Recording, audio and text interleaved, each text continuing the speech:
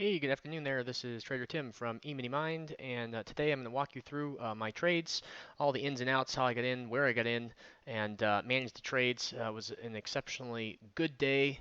Lots of setups today. So let's just dive right in.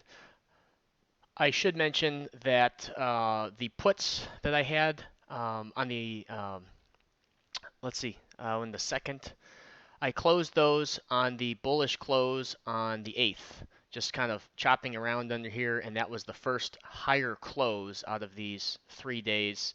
So those didn't really go anywhere. I mean, an initial decline here, but all in all, no harm, no foul. Had a little bit of profit from the first day, the gap down, and then just closed the rest of them out. Those were coming into expiration. So no swing trade hedge, at least at the moment. But let's dive into the ES and talk about intraday. So I'm going to I'll start on the 15-minute chart.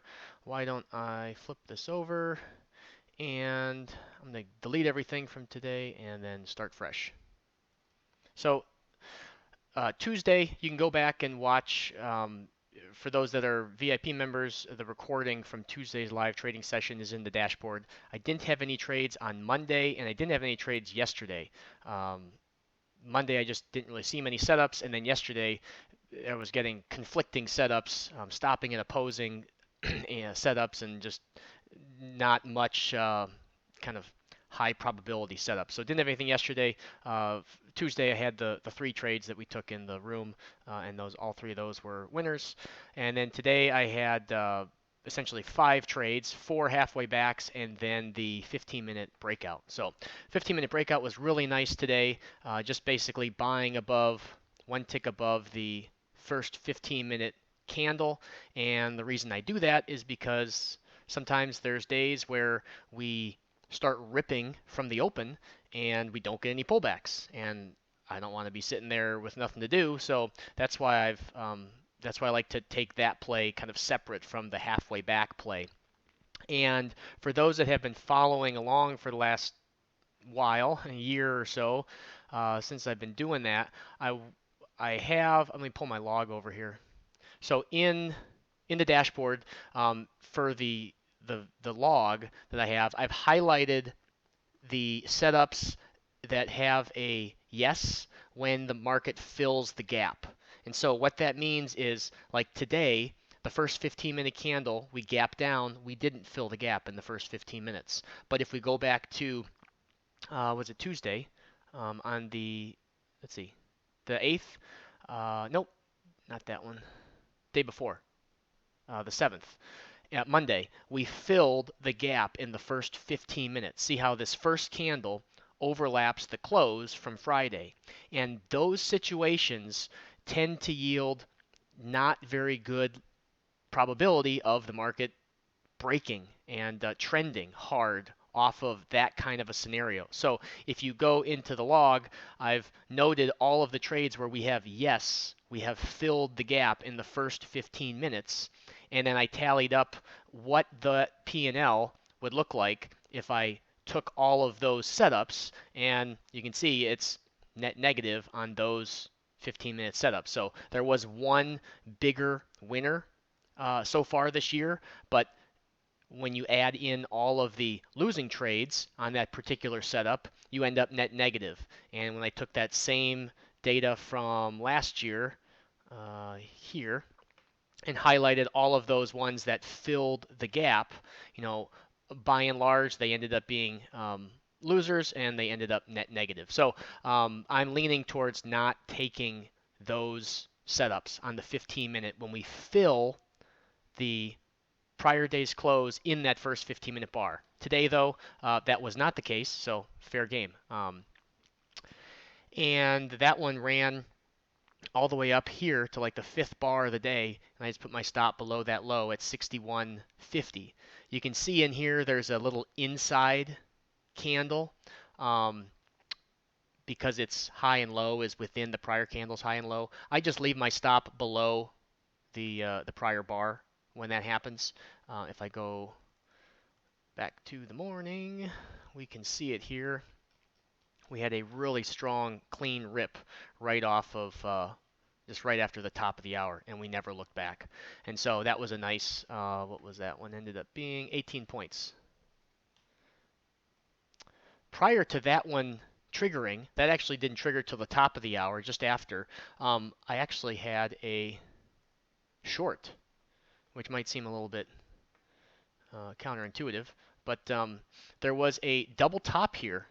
It happened to line up at the top of the 15-minute range, and this was the swing low that I was using, that I was looking to break. And so I chose, instead of like coming in here, I chose to use this as the low because it broke the prior swing low here. Took that as a short, 44. Went to the first, went to its negative 23, so I was able to trail the next retracement, and then it kind of petered out, and that was about it. The next one was 20 after, and I'm going to go in here and mark the top of the first 30-minute range because that came into play very nicely today. You can see here on the 5-minute chart, we broke above it and then came back and rested on top of it and then pushed up and filled the gap. Those are two very important things, the bounce off the 30-minute high and then filling the gap. So the second one I had was a long, and 20 after. So, oh, one thing else I want to mention, on the way up here, see this series of moves higher was accompanied by high ticks on the NYSE tick. And we had like a high tick at 802. It was at like 809, if I remember. Yeah, 809. So up here, over here. But none of these pullbacks broke the prior swing low. So here's the swing low, then here's the swing low, then here's the swing low. That was a double bottom. And so none of those pullbacks broke the swing low. So there was no short on any of these. No short play on any of these because, so even though there was a high ticket highs, you need to break that swing low, and that will help keep you out of these, false signals that might, you think the market might be reversing, but it ends up just continuing higher. But after we did get a little bit more of a pullback to this top of the 30-minute range, I took the first bounce off of the 30-minute range long. This one ended up being a stop out, as you can see. It went through that 6150 down, and before it rounded out, that was taken out. And so not much else to talk about on that one. The opposing high to low, if I draw that up, was clear, meaning here is the 50% short, and we did not touch that, so that makes the long valid. If we came up and touched the short, then the long would not be valid. Knowing that this full halfway back short is here, notice when we break that 61.8 over here, that signaled the next long setup. So I drew from the low point there to this high after the 61.8 break, like so. And then I would consider this not really a micro. It's more of a halfway back because it's visible on the 5-minute chart. But if you look at the distance between the 50 and the 61.8, it's less than 2 points. So go ahead and take it. It was a 64, and then the stop was at 62. That one traded nicely and cleanly, and this one was a big one. It was like 13 points. Ripped right away.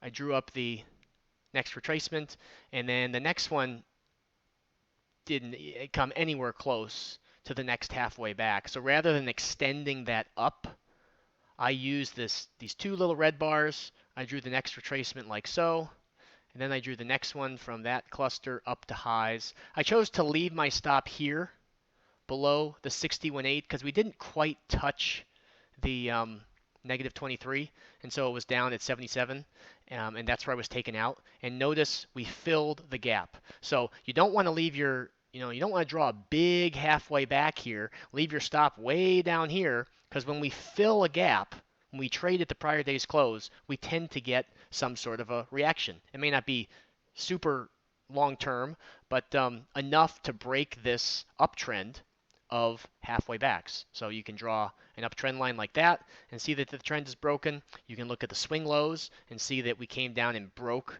this swing low and then broke the 61.8. So that was a good place to exit. And then from there, kept going. You'll notice on these days where the market's trading really good, I'll keep trading. And that's a much better approach than trying to set a daily profit goal and just force your way every single day. Like if I would have forced trades on Monday and Wednesday, no doubt I would have ended up, making silly mistakes or having some extra stop outs. Instead, you know, if I'm sitting there scratching my head trying to find the trade, I know that there's probably nothing there and I should just, sit tight. So once we pulled back, I was still in here. So once this